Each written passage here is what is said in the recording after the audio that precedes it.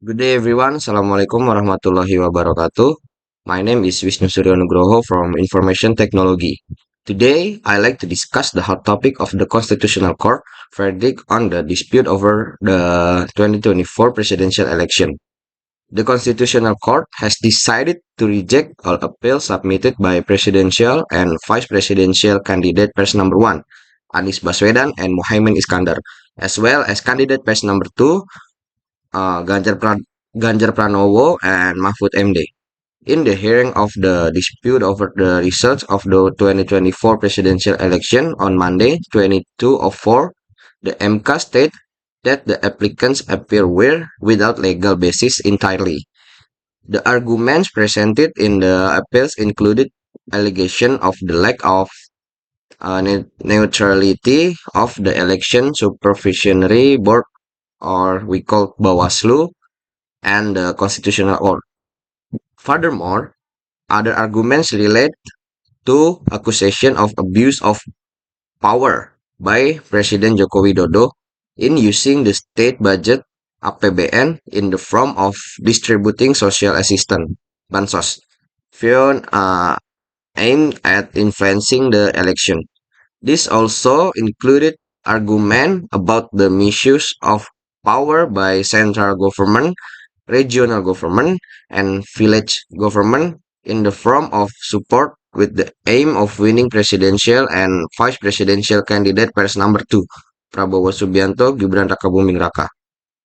But the appearance argument regarding Bawaslu not following up on allegation of election fraud committed by candidate pairs number 2, Prabowo Gibran, on the ground of insufficient material evidence it without legal basis, said MK Judge Eni Nurbaningsih. And then there is no convincing evidence that the president intervened because of change to the 2024 candidate pairs recruitment, said Constitutional Judge Arif Hidayat. The MK reject the argument of the Anies Baswedan Muhaimin Iskandar camp accusing Jokowi of violating provisions regarding nepotism in MPR Decree number 11, Law number 28 of 1999, and the election law. Position relate to the prohibition of nepotism are positions filled by direct appointment. This means that position filled through general election cannot be qualified as nepotism, said Daniel.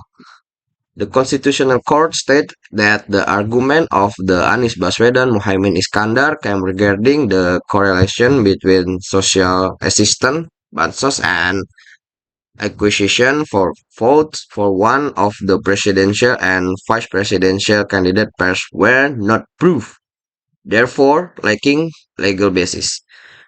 Out of total budget of 3,325.1 trillion rupiah planned in the state budget, 496.8 trillion rupiah was allocated for social protection program. The MK considered the planning and the distribution of bansos to be legally valid because there were indeed legal regulation underlying it.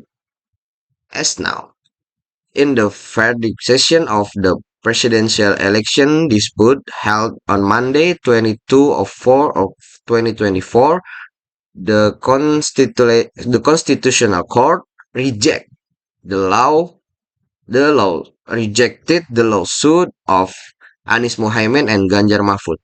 Essentially, the lawsuit of both pair of candidates were deemed legally unfounded.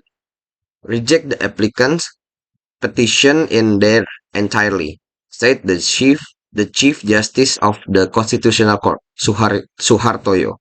So that's the result of the Constitutional Court's decision in yesterday's session.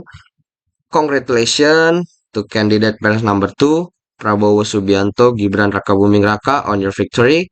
We entrust Indonesia to you, hoping for smooth governance. So this is Wisnu Suryo Nugroho. See you until we meet again. Assalamualaikum warahmatullahi wabarakatuh.